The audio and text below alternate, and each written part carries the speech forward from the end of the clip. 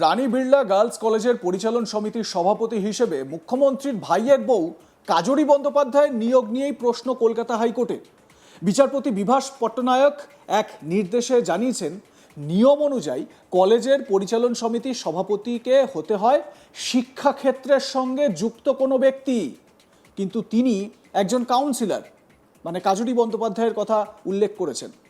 মামলার শুনানির সময় তার সপক্ষে প্রয়োজনীয় কোনো তথ্য প্রমাণ দাখিল করা হয়নি। সেই জন্য রানী বিড়লা গার্লস কলেজের পরিচালন সমিতির সভাপতি কাজরি বন্দ্যোপাধ্যায় কলেজের অধ্যক্ষা ডক্টর শ্রাবন্তী ভট্টাচার্যকে যে শোকজ নোটিশ দিয়েছিলেন তার উপর অন্তর্বর্তী স্থগিতাদেশ দিয়েছে কলকাতা হাইকোর্ট।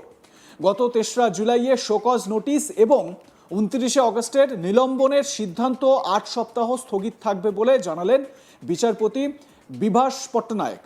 সেই সঙ্গে কলেজের পরিচালন সমিতির সভাপতি হিসেবে কাজরির নিয়োগের বৈধতা নিয়েও প্রশ্ন রয়েছে। সেই বিষয়েও শুনানি করা প্রয়োজন বলে জানিয়েছেন বিচারপতি। ৬ সপ্তাহ পরে আবার এই মামলাটি শুনবেন তিনি। অধ্যক্ষ শ্রাবন্তী ভট্টাচার্যকে শোকজের নোটিশ ধরিয়েছিলেন কাজরি বন্দ্যোপাধ্যায়।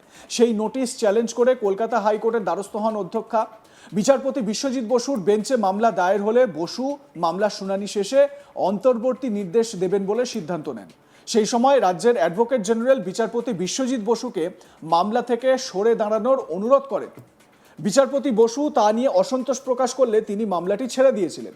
পরে মামলাটি যায় বিচারপতি বিভাস পট্টনায়কের বেঞ্চে। এদিন সেখানেই বিচারপতি পরিচালন সমিতির আপত্তি অধ্যক্ষাকে যে শোকজের নোটিশ দিয়েছিলেন, পাশাপাশি তাকে নিলম্বনের যে সিদ্ধান্ত নেওয়া হয়েছিল তার উপর আপাতত স্থগিতাদেশ জারি করেছেন। বিচারপতি জানিয়েছেন, ২০১৭ সালের আইন অনুযায়ী কলেজের পরিচালন গঠন না করে রাজ্য সরকার মনোনীত ৫ জনকে দিয়ে পরিচালন সমিতি চালানো হচ্ছে। এই বিষয়ে বিস্তারিত শুনানি করার প্রয়োজন রয়েছে বলে জানিয়েছেন বিচারপতি। বিচারপতির প্রশ্ন যে কলেজের পরিচালন সমিতির সভাপতি হতে গেলে তাকে শিক্ষাক্ষেত্রের সঙ্গে যুক্ত থাকতে হয়। এই বিষয়টা ভীষণ রকমভাবে গুরুত্ব এই মামলায়। তার কারণ কাজরি বন্দ্যোপাধ্যায় তিনি একজন কাউন্সিলর, তিনি একজন পলিটিশিয়ান, মুখ্যমন্ত্রী মমতা বন্দ্যোপাধ্যায়ের ভ্রাতৃবধূ। এটার জন্য বা এই পরিচয় তো তিনি কলেজের পরিচালন সমিতির সভাপতি কি হতে পারেন? এই প্রশ্ন স্বাভাবিকভাবে উঠে গিয়েছে আদালতে। আর এই প্রশ্ন তুলেই বিচারপতি কিন্তু সঠিক জায়গাটাই একেবারে তুলে ধরেছেন। যদিও কাজরি বন্দ্যোপাধ্যায়ের তরফ থেকে আইনজীবীরা যে সমস্ত যুক্তি দেওয়ার চেষ্টা করেছিলেন সেগুলো সেভাবে গ্রাহ্য হয়নি বলেই কিন্তু জানতে পারা যাচ্ছে। রানী বিড়লা গার্লস কলেজের যে অধ্যক্ষাকে তিনি শোকজ করেছিলেন এবং নিলম্বনের সিদ্ধান্ত নিয়েছিলেন, তার পরিপ্রেক্ষিতে ওই অধ্যক্ষা আদালতের দ্বারস্থ হন, হাইকোর্টে মামলা করেন। সেই মামলার পরিপ্রেক্ষিতে এই বিষয়গুলো উঠে আসছে। আমার সহকর্মী মানস নস্কর তার প্রতিবেদনে বিষয়ে কি বলছেন শোনাবো আপনাদের। রানী বিড়লা গার্লস কলেজের পরিচালন সমিতির সভাপতি হিসেবে রাজ্যের মুখ্যমন্ত্রী মমতা বন্দ্যোপাধ্যায়ের ভ্রাতৃবধূ কাজরি বন্দ্যোপাধ্যায়ের নিয়োগ নিয়েই প্রশ্ন তুলল কলকাতা হাইকোর্ট। বিচারপতি বিভাস পট্টনায়কের বেঞ্চ এক নির্দেশে জানিয়েছে যে কলেজের পরিচালন সমিতির সভাপতি নিয়োগ করা হয় সাধারণত শিক্ষাক্ষেত্রের সাথে যুক্ত ব্যক্তিদেরকে। এক্ষেত্রে কাজরি বন্দ্যোপাধ্যায় তিনি একজন কাউন্সিলর, তিনি শিক্ষাক্ষেত্রের সাথে যুক্ত কিভাবে সেই সংক্রান্ত কোনো নথি বা তথ্য প্রমাণ আদালতের কাছে পেশ করা হয়নি। সেই জন্যে রানী বিড়লা গার্লস কলেজের পরিচালন সমিতির সভাপতি হিসেবে কাজরি বন্দ্যোপাধ্যায় ওই কলেজেরই অধ্যক্ষা শ্রাবন্তী ভট্টাচার্যকে ২৯ আগস্ট যে শোকজের নোটিশ দিয়েছিলেন এবং পরবর্তীতে জুলাই মাসে তাকে নিলম্বন বা সাসপেনশনের যে নির্দেশ দেওয়া হয়, সেই দুই নির্দেশের উপরে আপাতত স্থগিতাদেশের নির্দেশ দিচ্ছে কলকাতা হাইকোর্ট। আগামী ৮ সপ্তাহ পর্যন্ত এই স্থগিতাদেশ বজায় থাকবে। ৮ সপ্তাহ পরে মামলাটি ফের শুনানির জন্য আসবে। প্রসঙ্গত রানী বিড়লা গার্লস কলেজের পরিচালন সমিতির সভাপতি হিসেবে রাজ্যের মুখ্যমন্ত্রী মমতা বন্দ্যোপাধ্যায়ের ভ্রাতৃবধূ কাজরি বন্দ্যোপাধ্যায় নিযুক্ত হওয়ার পর থেকেই ওই কলেজের অধ্যক্ষা শ্রাবন্তী ভট্টাচার্যর সঙ্গে বলা যায় যে তার বিরোধ শুরু হয়ে যায় এবং গত ২৯ আগস্ট তাকে শোকজ করেন কাজরি বন্দ্যোপাধ্যায়। এরপর জুলাই মাসে তাকে সাসপেনশনের নির্দেশ দেওয়া হয় বা নিলম্বনের চিঠি দেওয়া হয়। তিনি সেই নির্দেশের বিরুদ্ধে কলকাতা হাইকোর্টের দ্বারস্থ হন।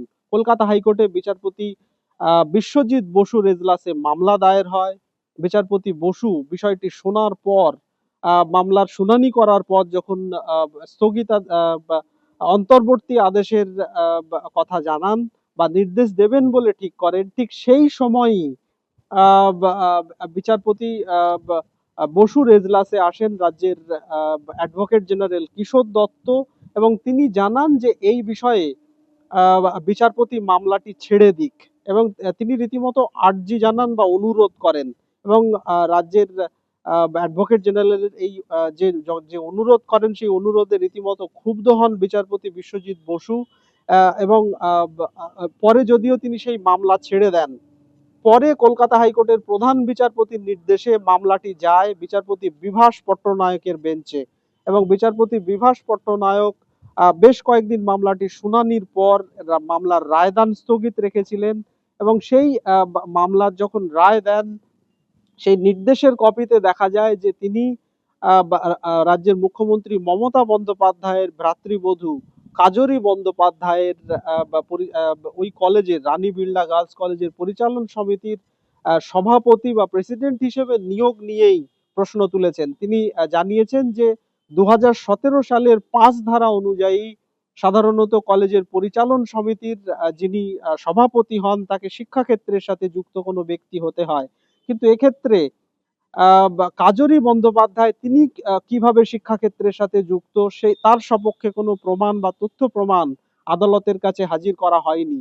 সেই জন্যে তিনি সভাপতি হিসেবে ওই কলেজেরই অধ্যক্ষা শ্রাবন্তী ভট্টাচার্যকে প্রথমে শোকজ এবং পরে সাসপেনশনের যে নির্দেশ দিয়েছিলেন সেই নির্দেশের ওপরে স্থগিতাদেশ জারি করছেন। পরবর্তীতে কলকাতা হাইকোর্টে পূজার ছুটির পর এই মামলা তালিকাভুক্ত হবে। 8 সপ্তাহ পর্যন্ত আপাতত এই স্থগিতাদেশ বজায় থাকবে। 8 সপ্তাহ পরে এই মামলাটি শুনানির জন্য আসবে বলে জানিয়েছেন বিচারপতি। স্বাভাবিকভাবেই এই মামলার শুনানির সময় বিচারপতি বিশ্বজিৎ বসুর এজলাসে তৈরি হয়েছিল বিতর্ক। তিনি যখন অন্তর্বর্তী নির্দেশ দেবেন বলে ঠিক করেছিলেন সেই সময় রাজ্যের অ্যাডভোকেট জেনারেল যেভাবে অনুরোধ করেছিলেন তাতে বিতর্ক ছড়িয়েছিল। যদিও শেষ পর্যন্ত অধ্যক্ষা শ্রাবন্তী ভট্টাচার্য তিনি যে আর্জি আদালতের কাছে জানিয়েছিলেন, বলা যায় যে কার্যত তিনি আপাতত জয়লাভ করেছেন, কিন্তু 8 সপ্তাহ পরে এই মামলা এখনো পুরোপুরি নিষ্পত্তি হয়নি। এই বিষয়ে বিস্তারিত শুনানি করার প্রয়োজন রয়েছে বলে বিচারপতি জানিয়েছেন, এবং 8 সপ্তাহ পরে এই মামলাটি ফের শুনানির জন্য আসবে। আপনাদের মতামত জানাতে ভুলবেন না। দেখতে থাকুন আজ তাক বাংলা। সাবস্ক্রাইব করুন আমাদের ইউটিউব চ্যানেলটি, বেল আইকন প্রেস করুন নোটিফিকেশন পেতে।